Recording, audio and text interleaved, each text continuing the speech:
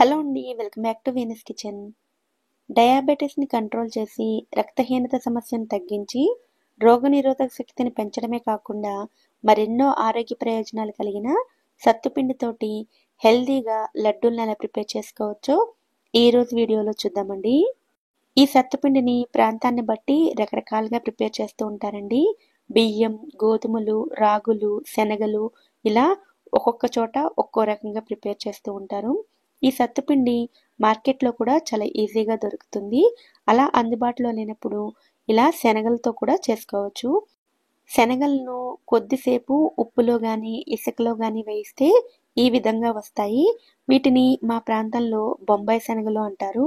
వీటి పైన ఉండే పొట్టును ఈజీగా తీసుకోవడం కోసం ఇలా 2 చేతులతో రబ్ చేసుకోవాలి. ఇలా కొద్దిగా ప్రెజర్ ఇస్తూ రబ్ చేసుకోండి. ఒక్కొక్క గింజ నుండి ఈ పొట్టును తీయాలంటే కష్టమవుతుంది కాబట్టి ఇలా 2 చేతులతో ఒక్క 5 నిమిషాల పాటు రబ్ చేసుకుంటే పొట్టంతా సెపరేట్ అయిపోతుంది. తర్వాత ఇలా చెరుక్కున్నట్లయితే శనగలంతా పైకొచ్చేసి పొట్టంతా అడుక్కి వెళ్ళిపోతుంది. ఇలా అయినా చేసుకోవచ్చు. లేదంటే మనం డీప్ ఫ్రైకి ఉపయోగించే గరిటెతో అయినా సరే పొట్టును సెపరేట్ చేసుకుని తీసుకోవచ్చు. ఇలా మొత్తం శనగల్ని సెపరేట్ చేసుకోండి. మీకు ఏ పద్ధతి ఈజీగా అనిపిస్తే ఆ పద్ధతిలో పొట్టును సెపరేట్ చేసుకోండి. ఇలా సెపరేట్ చేసుకునేటప్పుడు ఎక్కడైనా 1-2 శనగలకి పొట్టు ఉండిపోయినా కూడా పర్వాలేదు. ఇలాగే మొత్తం అన్ని శనగలకి పొట్టును సెపరేట్ చేసుకుని ఉంచుకోండి. ఇప్పుడు ఒక మిక్సీ జార్ని తీసుకుని అందులోకి ఈ శనగలను వేసుకుని మెత్తని పౌడర్లా గ్రైండ్ చేసుకోవాలి. ఎక్కడ రవ్వ ఉండకూడదండి, మెత్తగా గ్రైండ్ చేసుకోవాలి. గ్రైండ్ చేసుకున్న ఈ పొడిని ఒక ప్లేట్లోకి తీసుకోండి. సాధారణంగా సత్తుపిండితోటి ఏదైనా చేసేటప్పుడు జల్లించుకుంటారు. లడ్డూకే కాబట్టి నేను ఇక్కడ జల్లించట్లేదు. ఇలా రెడీ చేసుకున్న ఈ పిండిని కొలిచి తీసుకోవాలి. నాకు ఇక్కడ 1 కప్పు వరకు పిండి వచ్చిందండి. 100 గ్రాముల శనగలు తీసుకుంటే నాకు ఇలా 1 కప్పు వరకు పిండి వచ్చింది. ఇప్పుడు స్టవ్ మీద ప్యాన్ని పెట్టుకుని అందులోకి 1/2 కప్పు వరకు నెయ్యిని వేసుకోవాలి. నెయ్యి వేడైన తర్వాత ఇందులోకి ముందుగా గ్రైండ్ చేసి పెట్టుకున్న సత్తుపిండిని వేసుకుని లో ఫ్లేమ్లో ఈ పిండి మొత్తాన్ని ఎక్కడ ఉండలు లేకుండా కలుపుకోవాలి. ఈ లడ్డూను కేవలం సత్తుపిండితో కూడా ప్రిపేర్ చేసుకోవచ్చు. కానీ ఇందులో ఏ ఎక్స్ట్రా ఇంగ్రీడియంట్ వేయకుండా కేవలం ఈ పిండితో మాత్రమే లడ్డూలు చేసినట్లయితే తినేటప్పుడు పంటికి అంటుకుంటూ ఉంటాయి. సత్తుపిండిని నెయ్యిలో వేయడానికంటే ముందు కొద్దిగా బాదం పప్పు, జీడిపప్పులను వేయించుకుని వాటిని సెపరేట్ చేసుకుని కోర్స్గా గ్రైండ్ చేసుకుని ఆ పొడిని వేసుకుని చేసుకోవచ్చు. లేదంటే పూల్ మఖానాని డ్రై రోస్ట్ చేసుకుని వాటిని గ్రైండ్ చేసి ఆ పొడిని వేసుకోవచ్చు. ఇలా మీకు ఏవి అందుబాటులో ఉంటే వాటితో చేసుకోవచ్చు.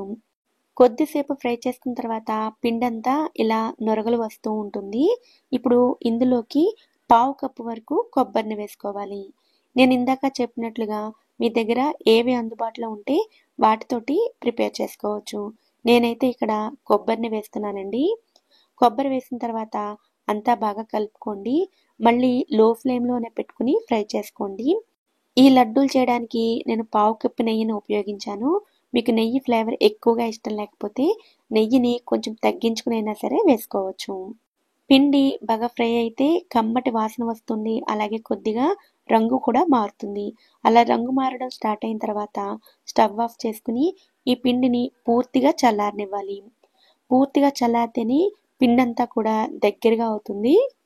ఇలా పిండిని కలుపుకుంటూ పూర్తిగా చల్లారపెట్టుకోవాలి. పూర్తిగా చల్లారిపోయిన తర్వాత మాత్రమే ఇందులోకి సన్నగా తరిగిన 1 టేబుల్ స్పూన్ బాదం పప్పులు, 1 టేబుల్ స్పూన్ జీడిపప్పు పలుకులు, అలాగే 1 టీ స్పూన్ వరకు యాలకుల పొడి, 1/2 కప్పు వరకు బెల్లం పొడిని కూడా వేసుకోవాలి. గోరువెచ్చగా ఉన్నప్పుడు కూడా బెల్లాన్ని వేయకండి. పూర్తిగా చల్లారిపోయిన తర్వాత వేసుకున్నట్లయితే బెల్లం ఎక్కడ పాకం రాకుండా చక్కగా కలిసిపోయి పొడి పొడిగా వచ్చేస్తుంది. 1 కప్పు సత్తుపిండికి 1/2 కప్పు బెల్లం అయితే సరిపోతుందండి. మీరు స్వీట్ ఎక్కువగా తినేవారైతే 1-2 స్పూన్లు ఎక్కువ కూడా వేసుకోవచ్చు. నెయ్యి అంతా బాగా కలిసిపోయి పొడి పొడిగా వచ్చేంత వరకు గరిటెతో కలుపుకోండి. తర్వాత బెల్లం అంతా ఈవెన్గా కలవడం కోసం చేతులతోనే బాగా కలుపుకోండి. మీరు ఇలా చేతులతో పిండి కలిపేటప్పుడు సాఫ్ట్గానే అనిపిస్తుంది కానీ టైం గడిచే కొద్దీ కూడా ఈ పిండంతా కూడా పొడి పొడిలాడుతూ వచ్చేస్తుంది. కనుక పిండి మొత్తాన్ని బాగా కలుపుకొని కొద్ది కొద్దిగా పిండిని తీసుకుని ఇలా లడ్డూల్లా చేసుకోవాలి. ఇలా మొదట కొన్ని లడ్డూలు చేసేటప్పుడు పిండి సాఫ్ట్గా అనిపిస్తుంది. ఇలా చేసే కొద్దీ కూడా పిండి ఆరిపోతూ ఉంటుంది. అలాగే లడ్డూలు కూడా ఆరిపోతూ ఉంటాయి. ఇలాగే మొత్తం పిండితోటి లడ్డూలను ప్రిపేర్ చేసుకోవాలి. నేను చూపించిన 1 కప్పు సత్తుపిండితో అయితే 10 లడ్డూలను ప్రిపేర్ చేసుకోవచ్చండి. ఇలా ప్రిపేర్ చేసిన ఈ లడ్డూలను ఎయిర్ టైట్‌గా ఉండే గాజు సీసాలో స్టోర్ చేసుకున్నట్లయితే 6-7 రోజుల వరకు కూడా ఫ్రెష్‌గా ఉంటాయి. ఆరోగ్యానికి మంచిదని మనం బాదం పప్పును నానబెట్టుకుని రోజు తీసుకుంటూ ఉంటాం కదండీ! ఆ బాదం పప్పులో కంటే కూడా ఈ సత్తుపిండిలోనే చాలా ఆరోగ్య ప్రయోజనాలున్నాయి. ఈ లడ్డూలు ఆరోగ్యానికి మాత్రమే మంచివి కాదు, రుచి కూడా చాలా చాలా బావుంటాయి. ఎప్పుడైనా శనగలు తెచ్చినట్లయితే ఈ సత్తు లడ్డూను మీరు కూడా తప్పకుండా ట్రై చేయండి. ఈ వీడియో కనుక మీకు నచ్చినట్లయితే వీడియోని లైక్ చేసి ఛానల్‌ని కూడా సబ్స్క్రైబ్ చేసుకోండి. నోటిఫికేషన్స్ మిస్ అవ్వకుండా ఉండడం కోసం పక్కనే ఉండే బెల్ ఐకాన్‌ని కూడా యాక్టివేట్ చేసుకోండి. Thanks for watching.